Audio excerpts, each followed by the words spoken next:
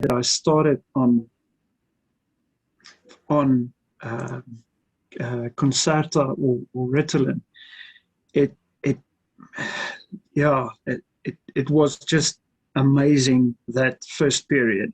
Like that movie Limitless, if anyone knows it, if you haven't seen it, go and watch it. If you've seen it, that moment that the main actor takes that special transparent pill that's probably only a piece of plastic. From that moment when he gets that clarity of mind and the ability to like recall anything and everything that he's ever done, it was so close to that feeling.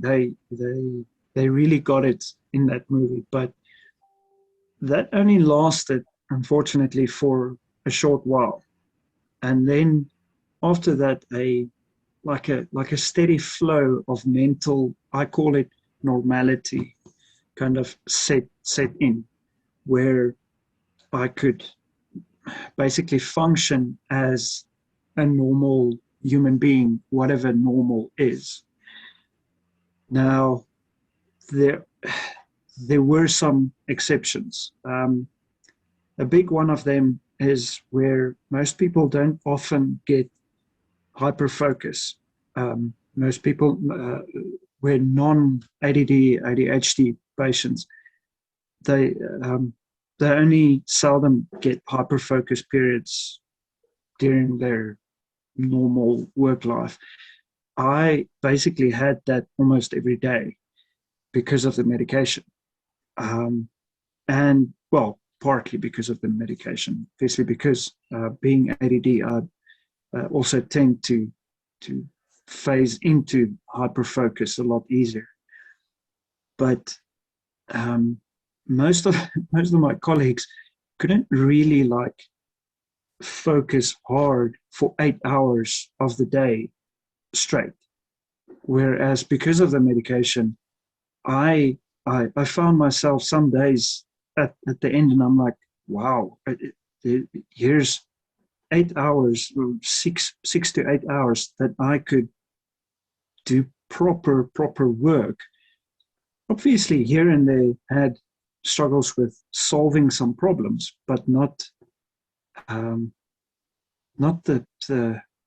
out of normal type of just solving a problem with my own brain. the normal work problems.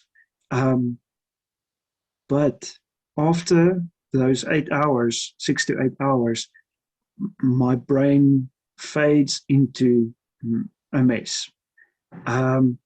Once the medication is gone, I rapidly fall into a very unorganized and highly undisciplined mindset, or zone, if you can call it that. So it meant that I had to be very strict. I got it right very few times, but I had to be very strict on the amount of hours that I work during a day. I couldn't, like most of the guys, constantly just do overtime and like kick in lots of work even after 5 o'clock in the afternoon. I, however, did fall into the trap of overworking, and that obviously worsened my situation quite tremendously. But if I managed to keep my workday limited to those 8 hours, then I would actually fall into like a steady rhythm where day in and day out I could manage anything and everything that I needed. But then there was times when you obviously had more stress or more pressure at work, and then I found that the medication would work out a lot faster. My mood swings would come in a little bit quicker. Um, I I actually never really had any bad responses or reactions, specifically with regards to my ADD or my depression for that matter. But um, I was, well, I guess you could say that I'm also, I have a little bit of a ODD in me, the oppositional defiant disorder. And that meant that every now and then I did have some outbursts, um, one of which actually came very, very, very close to having caused some disciplinary action against me. But um, with my ADD itself, I didn't have any funny comments or any negative stuff coming my way from my colleagues or so.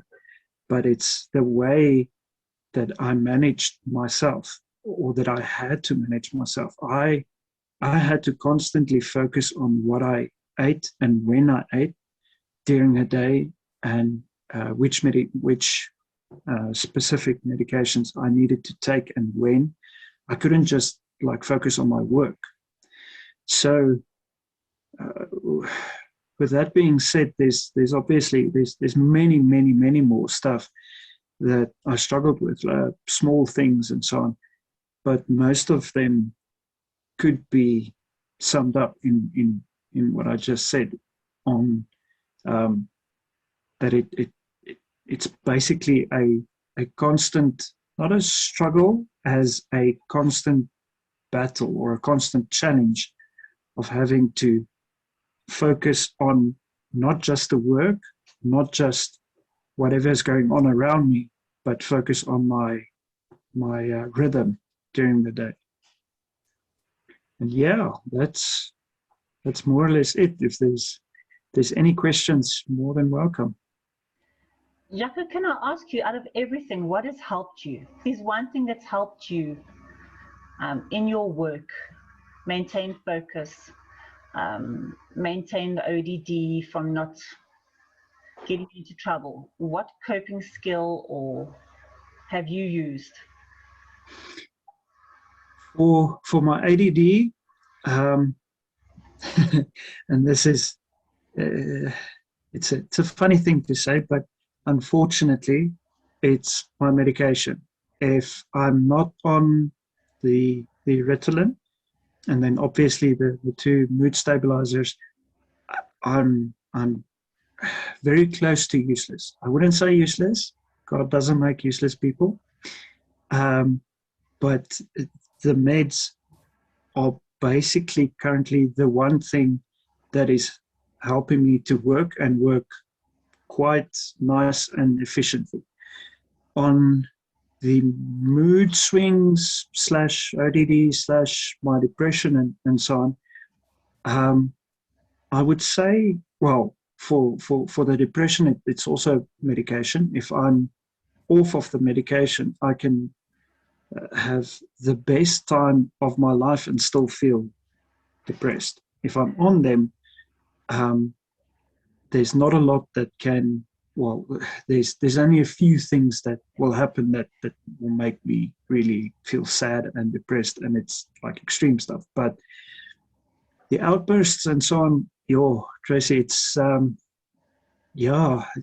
it's life experience. I'm still struggling with it. It's getting better, but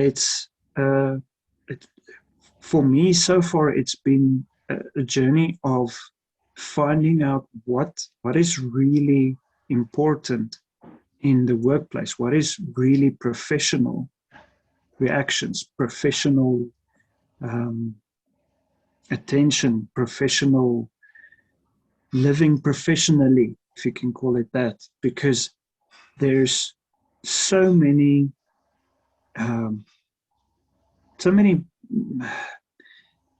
opinions and cultures almost of what is the correct way to do things and what is the correct way to speak to people in the And at the end of the day, it literally comes down to working your way through it, but keeping your personality, keeping what makes you you and what makes you good and great. Keeping that, but not influencing anyone else in a negative way, if I can call it that. So it's yeah, short answer. I haven't yet found a thing that truly helps me through every emotional outburst or any difficult, stressful situation. Okay, that's great. JC, is Graham there? Yes, Graham. Yeah. Can you hear me? Thank Welcome. you. Thank you. Thank you, Yaku. We really appreciate Pleasure. it. And welcome, Graham. Thank you. Well, a little bit about myself. I'm currently unemployed graphic designer. Only basically recently been diagnosed with some form of ADHD, which I met Dr. Jeeva yesterday for the first time.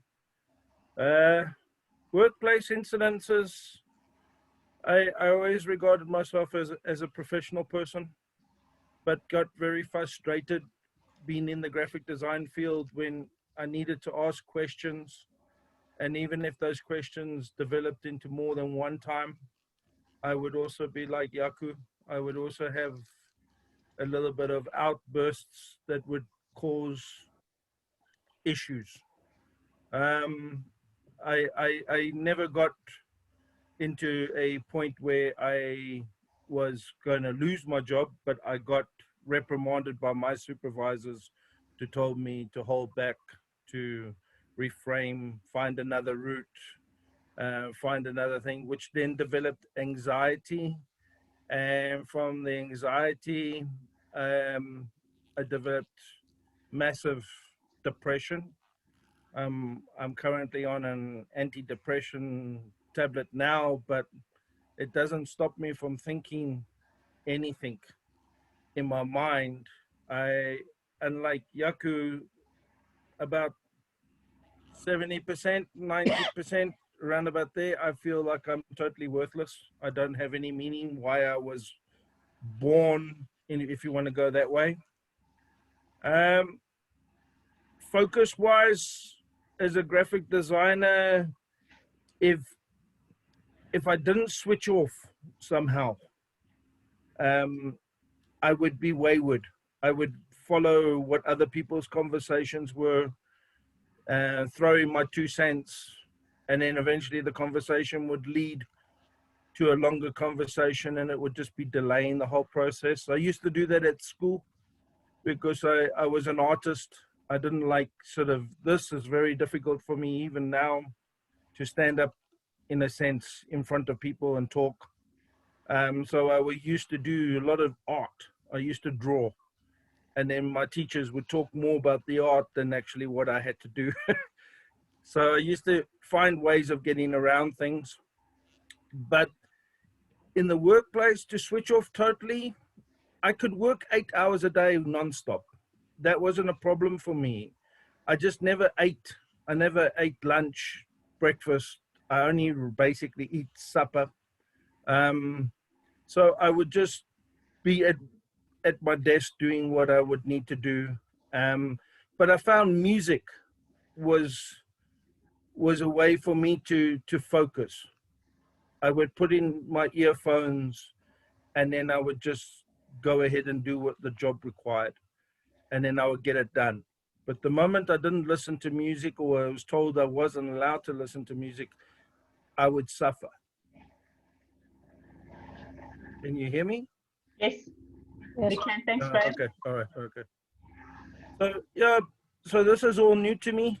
So yeah, wayward bursts would normally be swearing. It would be more like I would turn around and then mumble to myself, but it would be quite.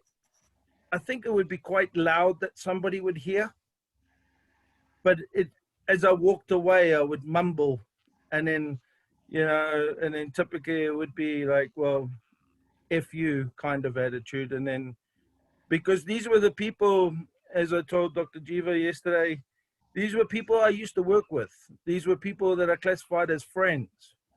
But to get snotty and rude remarks to me, like, speak to your supervisor, and it would just frustrate me, and I would be very angry. And then I was also placed in positions that nobody wanted to help. So I was very frustrated, very angry. And yeah, that was my career. So when I'm working in a place where I have people that are willing to work with me, because I've always said, if I'm going to give you 100%, I also want that in return. But I can fly off the handle very quickly, very fast, and it's not pretty, and I regret it afterwards. And I used to just hate what I had to do, and yeah, not fun. Thank you, Graham. Oh, thank you. Yeah, it's uncomfortable having to talk up, but that's how we grow. We grow when we're uncomfortable, so well done. Oh, well, that's the purpose that we're here for, I think. Absolutely. So progress equals happiness, and if we're not progressing, we're not happy, and we need to grow. So life's about movement. The minute we stop, we either grow or we die. And if you don't move, you're going to stop and you're going to die. So I'm going to move now, and I'm going to do my little awkward bit. Like you feel, Graham, I feel the same. So I'm going to be talking to you about ADHD and workplace and accommodations. So I've been so busy, so I've been very blessed. My partner Keith, who's also ADD, and he's helped me put this together. Because I'm more of the practical things of what's been happening, and I do understand from the practical side what is happening in the workplace. So the discrimination of mental disabilities. So the EEA defines people with disabilities as a set criteria: a physical or mental impairment of duration, long-term or reoccurring, which places limitations on entry into or advancement in employment.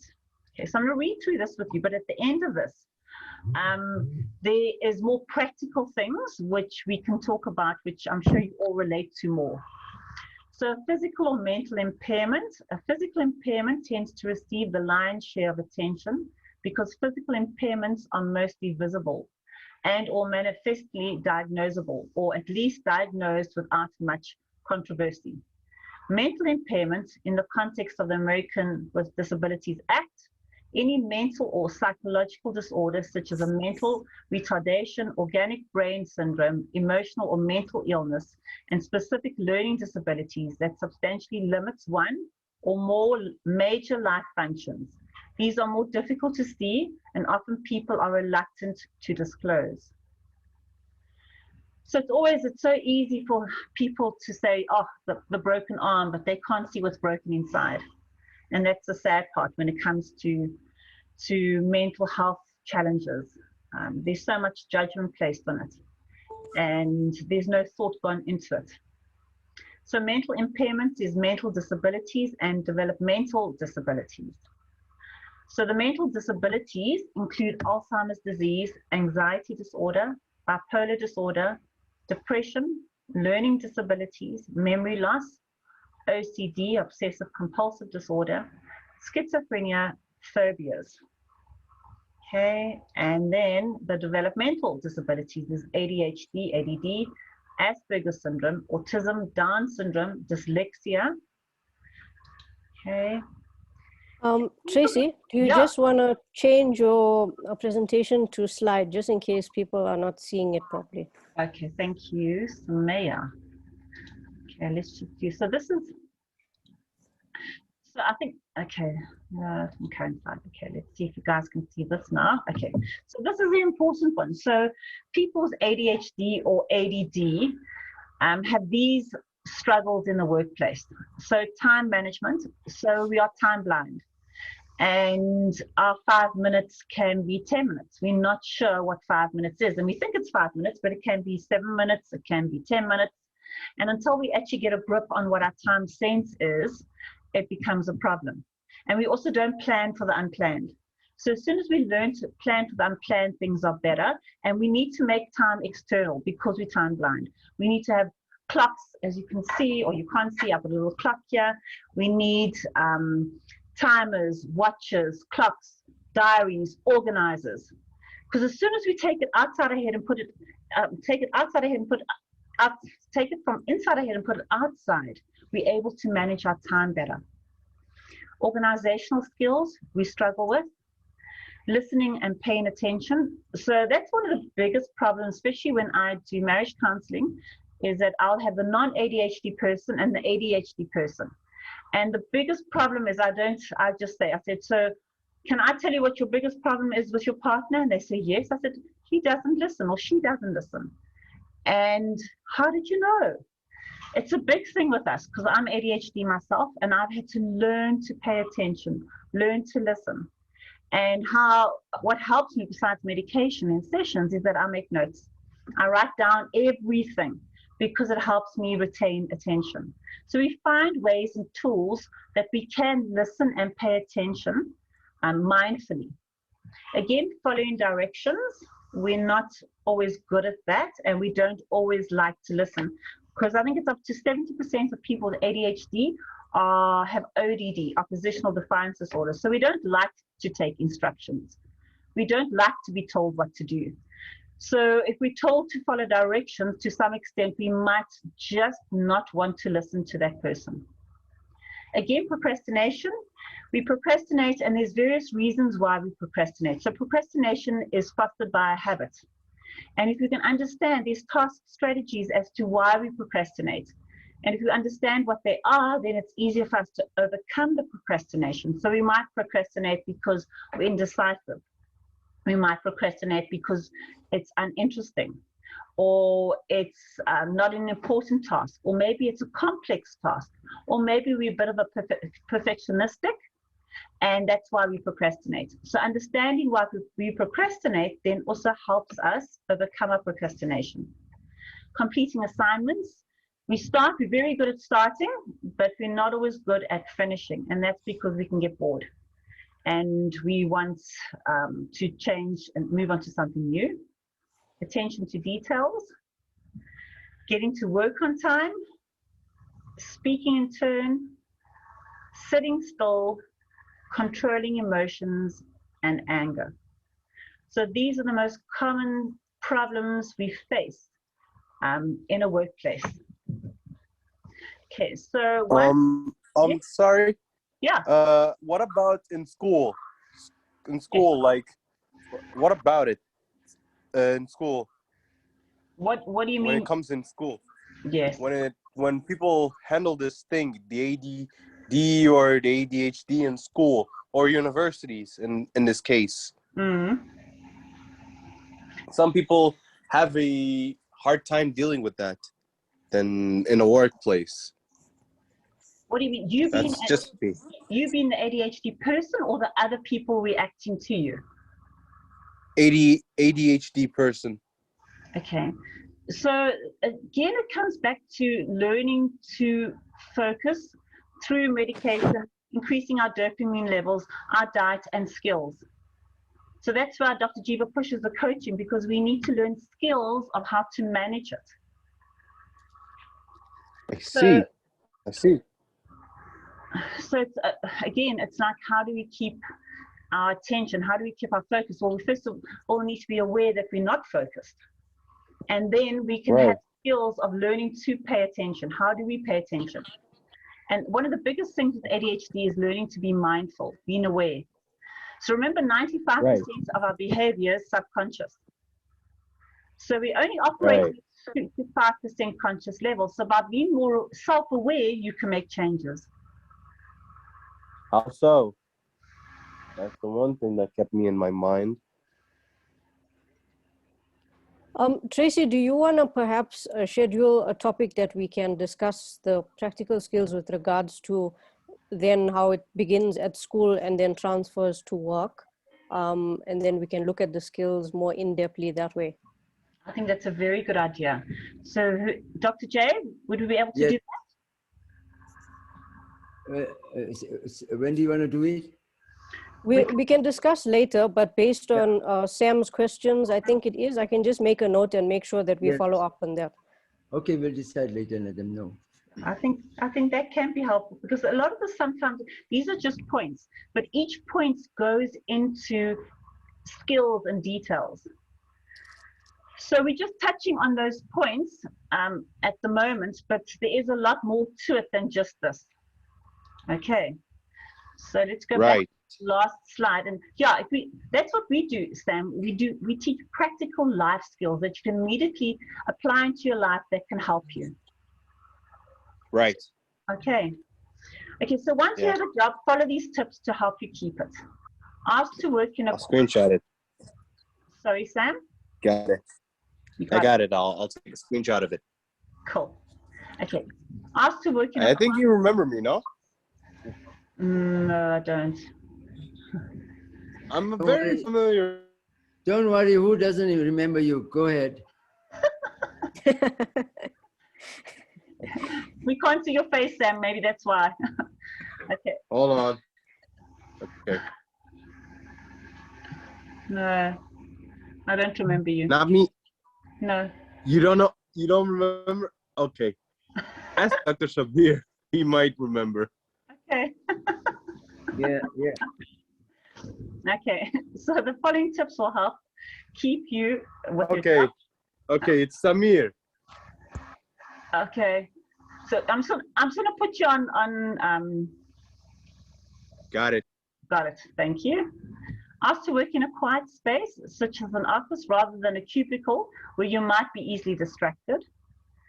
Work with a manager. So it's often say you need a champion, you need somebody to actually cheer you on, okay, to be your cheerleader. And we work well with cheerleaders. That's why the coaching works so well, because we keep you accountable and we cheer you on and we say you can do it. Because our self-esteem suffers a lot of the time. And that's why this point works really well. You keep a daily planner. Again, we take our time outside, okay, with a calendar and a list of things to do and update them often. So we have reminders for everything. And it's preferably not to have reminders on your phone, because as soon as you have a reminder on your phone, the reminder will go off, you click it, and then you go down a rabbit hole, because then there's a message, and from the message there's a video, and from the video, and so it goes on. So the best thing is to have those old-fashioned clocks with little alarms on, and it makes a noise, and then you can just put it off and you know, okay, so now I'm aware of the time. You take notes at meeting and during phone conversations and add all new tasks to your to-do list. You set aside specific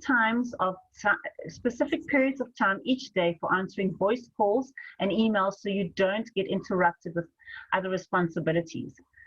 So you have planned, this is my time from 8 to 8:30, I'm going to just do my email, and I make a rule with myself. I'm not allowed to answer my phone, I'm not allowed to leave the desk, I'm not allowed to go have coffee, I'm not allowed to go to the toilet until I answer all my emails, and get into habits of doing that. And then once you've done that, you can reward yourself with a cup of coffee or whatever. You set realistic goals, so there must be SMART goals, specific, measurable, achievable, realistic, and time. Okay, if you can, get an assistant, someone to actually take care of the things that you don't like doing, things that you're not good at, and they can keep you accountable as well. And then obviously daily relaxation or meditation can also help you. So those are just touching on some of the things that can help you in the workplace, but we can do a whole session on all of this in time. Okay, Dr. J. Yeah, okay, thank you very much for all the speakers. We are running tight for time. Okay, so the topic initially was ADHD in the workplace. And the biggest problem we have is, should we disclose that we are ADHD at work? What should we do? So let's see, what does Dr. Hallowell say? If you want an in-depth exploration Can of you see this? ADHD and finding a job you love, check out our video, Can you see The that? Perfect Career for No. ADHD. No, put it on so they can see it. We want everybody to see the whole show, all the slides, everybody. Okay, so it's on advanced. As I started. Yeah, start again. It's on advanced sharing. ADHD and finding a job you love, check out our video, The Perfect Career for ADHD. But You're not next, sharing yet, Dr. Jeeva. points that are true. Why are you not hearing it? And We can hear it, but you're not sharing your screen. Oh, I must share my screen. Yeah, okay. I Yes. forgot. Of course. When Dr. Sorry. Jeeva is done with that, we just have a couple of questions we'll attend to. I know firsthand. When it comes to adults with ADD in the workplace, my advice is This is the quite boss. simple. Hello, well. People talk about accommodations in the workplace. I'm not a big fan of that. You know, to me, the best accommodation in the workplace is finding the right job. And I think you're much better off putting your efforts into finding a job that suits you than in arguing with your boss for an office that has no doors or what have you. And the other point is about disclosing in the workplace. And I really advise people not to do that because most people still don't know what ADD is. So just talk about target symptoms. Say, look, I'm a great idea person. I'm a great enthusiast. I'm a hard worker. I'm real not good at punctuality, repetition, conformity. I'm not real good at bean counting. So just say what your strengths are and your weaknesses. The minute you bring out this term ADD, you never know what kind of reaction. And unfortunately, we still live in a world where most people think that means you're irresponsible. That means you're not that bright. That means you're unreliable. You don't help yourself by saying you have it. And you can really hurt yourself. So I advise people not to use the term, but certainly to refer to target symptoms, just like with your supervisor, you talk about your strengths and your weaknesses. So by all means do that. Just don't invoke the term ADD because you rarely will gain any benefit and you'll often incur some real problems. Okay, so he says we shouldn't tell. Years ago, we were told that we must tell them if we need some accommodation. But anyway, let's see what's it. Okay, so disclosure of ADHD status: do not disclose if you do not need accommodation, if you're doing well, and if there's some discrimination by coworkers. But do disclose if you require accommodation and failing to perform in the job. Before you get fired, you better disclose so you can get some help here. So you see, this is quite ambiguous, and that's what Dr. Hallowell says, do not initially disclose. Now, the rest of the talk is very interesting, is all the things that go wrong in your office and all the ADHD symptoms. And these are the things that go wrong in your office. There's 10 of them, and then they give you the problem, then they give you the cure, how to fix it. So distractibility, impulsivity, hyperactivity. These three are the cardinal symptoms of ADHD. That's how you decide. If they're totally inattentive, then it's more disability. If you combine or hyperactive, it's this or altogether. Then you have forgetful memory issues. Boredom is a hallmark of ADHD. Time management, procrastination, that's where our coaching comes in. Difficulty with long-term projects, paperwork, details, interpersonal issues. So that covers everything. This is from the American Psychiatric Association meeting. Okay, so the first one, distractibility. You can have external distractibility, noises in the surrounding environment, and internal distractibility, daydreaming and that. So if internal, then you are in trouble. External, maybe somebody else will complain. So what can we do about that? They got it like this. Each answer has got a cure. You might ask for a private office or some earphones to get the white noise. Work in unused space, example, the boardroom. Voicemail, respond periodically. Notebook, avoid interruption, effective communication. One task at a time. So this is the cure, and they've got each of these 10 things, the problem, and then the cure. So that is the first one.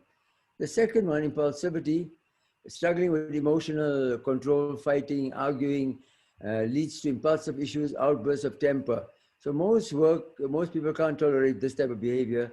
So I suppose the sooner your supervisor knows that there is some difficulty you're having, it might be better, because there's a high chance that you're going to lose your job.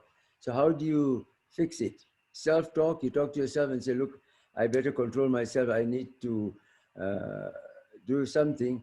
And, maybe mindfulness training will help a lot. Then our coaches, role play responsibilities with your spouse or with friends. Constructive feedback, they must give you honest feedback, just not to make you happy. And next, relaxation, meditation techniques, Again, mindfulness training. Tracy, what do you think? And anticipate routines to combat these. So you've got to be ready beforehand that I have a temper, I'm going to get angry, I'm going to fight them. So we don't want that attitude. So Tracy, what's your thought on the meditation techniques? Absolutely. So, I mean, the mindfulness definitely does help with the ADHD. And again, it's when we teach about the meaning you give things. So the only reason you have an emotional response is because you don't pause, you don't put space between what is said and your reaction. So that's one of the things we do teach. Take a step back, pause, put space, then say, what meaning do I choose to give it as to then the emotional response I'll get. Okay, in the hyperactivity, that's where people notice other people can't sit still, or they're very restless, they're shouting, screaming. So you need to find jobs where there's movement, example, sales. So it's very good in car salesmen or real estate agents and things like that. You can overcome difficulties in sedentary jobs. It's very difficult to overcome it. It's just very difficult in sedentary jobs. So how do they propose we cure it? Exercise breaks, yes, walking. Take notes in meetings so you keep your fingers busy. And in lunchtime, bring some lunch so it can be used for exercise. So basically it's all around exercise and movement. Okay, now this one, forgetfulness, it happens a lot in schools and kids have problems. So the deadlines are forgotten, failure of responsibility causes problems when working in a team. So in schools, we have special accommodation. We give the kids more time, 20 to 25% more time. There's a special form. They must sit in the front and middle. And if they forget, then they must be reminded. There's different, the books, there's a teacher's help or anybody. So there's different ways at school. But in work, you're supposed to do it yourself. So you need tape recording devices so you don't forget. Checklists are important. Bulletin board is always important. And a day planner so you know what's happening next. And sticky notes that doesn't get lost or you don't lose them. They must be in highly visible areas. So this is all, so for the non-ADHD, this is everyday thing, but for the ADHD, this is very interesting because it helps us, it puts us on the map. As I said, the hallmark of ADHD is boredom. Besides depression, there's no other psychiatric condition, and ADHD, there's boredom. And depression is not all year round, but ADHD is all year round. So boredom is a very big thing. It comes in your married life, it comes in your sex life, it comes in your work life, it comes in your connection life, everywhere. Because there's a strong need for stimulation. So routine tasks and paperwork is very boring. Anything routine and paperwork is very boring. That's why this is Zoom is interesting. But if you like to do this on paper, it'd be very boring. What are the cures? Set a timer, keep on task. You break it down into long tasks and small tasks. Regular breaks, drink water, walk around. Some of the school kids are encouraged to do that. And in your job description, you need stimulating responsibilities, minimal routine tasks. So you can just work it out. If you've gone very high up in your career and they put you as a manager somewhere at the back looking after 100 people and sitting at a desk, that might just be totally what you don't want. And so ADHD people suffer at that. Time management difficulties. Time management is another hallmark of ADHD. Procrastination, time management, organization, and financial management. Those four are quite there. So timeline charts for bigger projects, subdue dates, rewards for achieving subdue dates, alarms and buzzers, and do not overschedule. So ADHD, we have a difficulty to say no. We just can't say no. So you have to stick to a schedule, and it helps a lot. Hallowell says that although ADHD do not like structure, structure is ultra important. Without structure, you're in trouble. Next one, procrastination. So you got to break the task up into small pieces, which everybody knows. Request deadlines. And if a co-worker has good time management, then you have to sit on his back or be his friend or help. He has to help you manage your time because somebody's going to help you there. So breaking big tasks into small tasks, everybody knows about that. That has to be done. And that's why in schools also, when the kids are told that you're going to prepare this project for in 6 weeks' time, that's gone out of their head. It's not around. But if you told them on a Thursday, you're going to bring this on Monday, then they move in a fast gear. So sometimes deadlines have to be highlighted or have to be told, or somebody could help you with that. So when you have difficulty with when you have difficulty with managing long-term projects, so there again, I just said you require time management, organization, then there's procrastination is not here, and financial management, tracking progress, and communicating effectively. So communication is a problem for ADHD. Time is always they're known to be tardy, and organizing material. So this is all, Tracy and all the coaches help you a lot with this. The medication is not going to help you with time management, organization, procrastination, financial management, not possible. Then if you have behavior problems, the stimulants are not going to help you. You need to put extra medication like breaks, like a stimulant and a mood stabilizer. So it's not all only a stimulant. Okay, so long-term project cures, split projects into manageable parts if you can, shorten the time of the project, coaching, Tracy and them, tolerance of longer projects, co-worker, good, if he has good organizational skills, and it's good to work with short-term tasks. So that's why in many cases they say the ADHD cannot be the boss, he can be the second boss, although he overrules the boss, because somebody has to manage you. Otherwise, we don't like to manage people and things. But, okay, anything there, Tracy, about coaching? You want to add something? Okay. Okay, so there's only two more, and then we'll have open a discussion. And number 9, impression of carelessness created by inability to find papers. That's why you might need color-coded papers or color.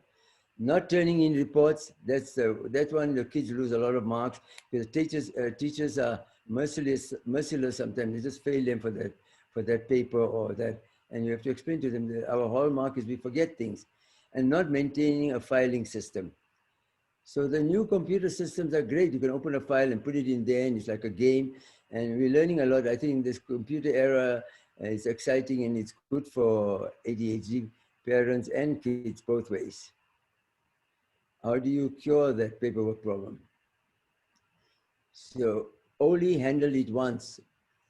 OHIO, Ohio. Handle each piece of paper only once. That means if an email comes in, you can garbage it, you can file it, or you can attend to it. You can't just do nothing and come back tomorrow, you're wasting time. You can put it in a file, if there's a folder for banking, if there's a garbage, you delete it, and if something you've got to deal with it, and you deal with it there and then.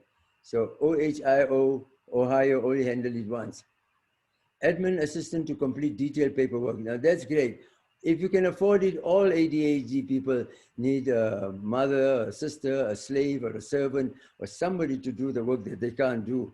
And I know it's a bit cheeky, but anyway, you need somebody to help you and monitor you, like even a mentor. And keep only papers in use. Don't take out all the papers. And Hallowell is very keen on color coding. So the main paper of the day, you can have it orange or green or something. You can have different color coding, and that you don't have to look for it when it's lost. You can see a color from far away. So it helps a lot. In Hallowell's books, he's got 50 tips for adults, and some of these things are in there.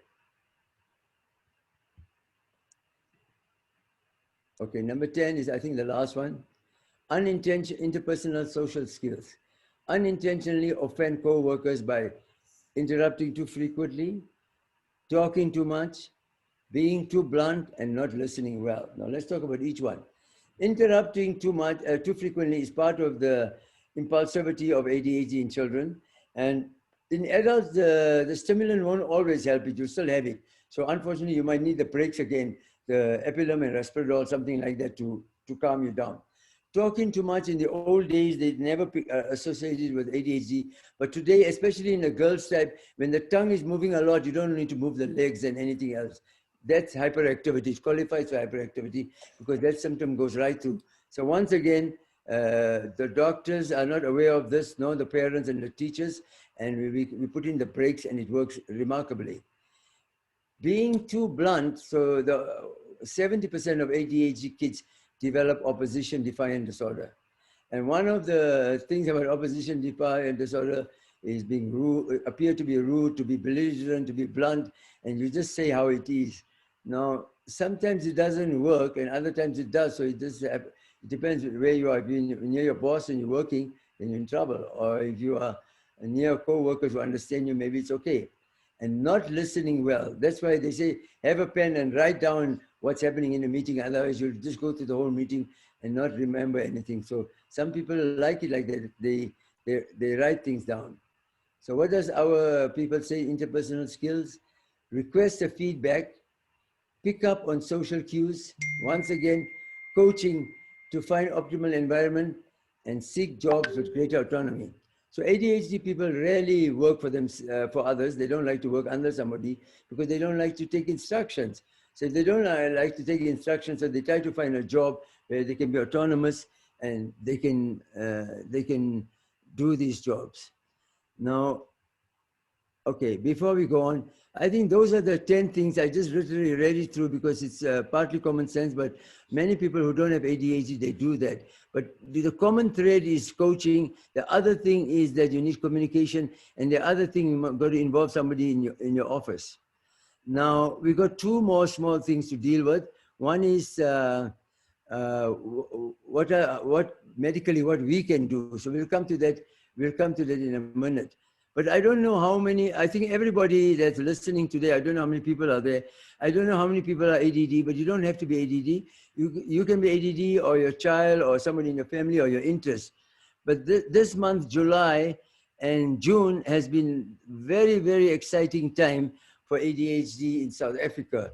So I don't know what are you guys available or what has happened this month? Okay, so what has happened? Years ago, you knew we had Concerta. Ritalin came out in 1937 and it was too aggressive. Then they took it twice a day and it was 3.5 hours long. Then what happened? They made Ritalin SR, sustained release, was perfectly long but very useless, a week. Then they decided, okay, we'll join 2 Ritalin short actings and make it Ritalin LA, 3.5 hours, 3.5 hours, 7 hours. And lastly, they brought out Concerta, which was long and smooth. They told us it works for 12 hours, which it doesn't. Most of our patients have it for 8, 9, 7 hours, like that. And then we are forced to give it twice a day. That's okay. And Concerta made tons of money, more than anybody in South Africa, more than we ever dreamt of. It's amazing that 2 years ago, they sold Concerta for $500 million, Rand. Can you imagine that? I mean, ADHD is such a small part of psychiatry, and the second highest drug sold in this country was Concerta. Can you imagine how much? That's ridiculous. I mean, it's crazy. Okay, so we were all upset that this is too expensive and too much. Then 2 years ago, they brought out generic Contramile. And I personally changed most of my patients to Contramile with equally great success because they're all doing well. Maybe 10% are not, that's okay. And if they want to change to Concerta, we do it very easily. Then the business of Concerta was affected. They said, okay, we'll bring in a clone. They brought in Newcon. Now Newcon is exactly Concerta, but it's 20% cheaper because Contramile was 30% cheaper. So it's all business, right? Because those guys had the market. Okay, so the last 2 years we were sitting quietly, and now all of them have lost their patency. So what happened in June? They brought out 4 new ADHD medication, 4 in this 4 weeks, 4 new ones. Okay, so Acerta, ACERTA, is made by Cipla, and it's much cheaper than Newcon and Concerta. Then another company, Sandoz, also bought a similar thing called Mefedronil that's even cheaper than, now it's all on price because this is a poor country in a way, so most people can't afford it. So Mefedronil was brought out by Sandoz, also Auro's product, and it came out about a month ago, and it was even cheaper than Acerta. And lastly, this week, another company launched the cheapest one on the market. It's literally half the price of Concerta. It's crazy what they're charging, Jensen. And it's called RAD, R-A-D-D. So it's the cheapest on the market. It does the same work, and there's no reason why you shouldn't prescribe it. And I've already written 10 scripts, And that's what I did when Contramal came out, and patients all got well. And that's the cheapest. And people are complaining it's expensive. I agree. People are complaining they can't get it. So you have to ask them RADD or RAD. Maybe RAD will be hard to spell because you won't remember what you're talking about. But R, and they put an ADD next to it, RAD. It's really cheap. And the good thing about it is because it's so cheap and it's equally good, they will the hospitals and they might bring it onto the formulary, because up till now they only got written in LA. They don't have this.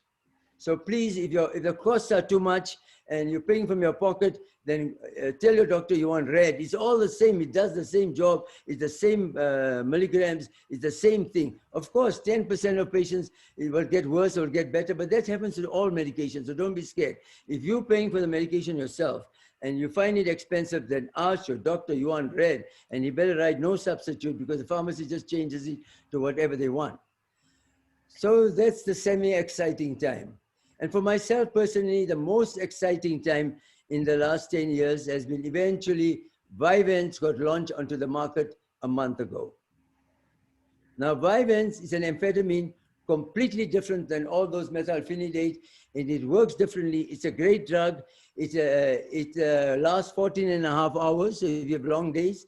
Secondly, it has an anti-anxiety element inside it. So most patients, especially adult women, are anxious. So it helps you with that. And the last thing, at the neurotransmitter level, the methylphenidates, all of the first ones I told you, they're all methylphenidate. They block the reuptake of your own natural dopamine and noradrenaline. But the Vyvanse, it does that too, but it produces new dopamine, noradrenaline, and serotonin.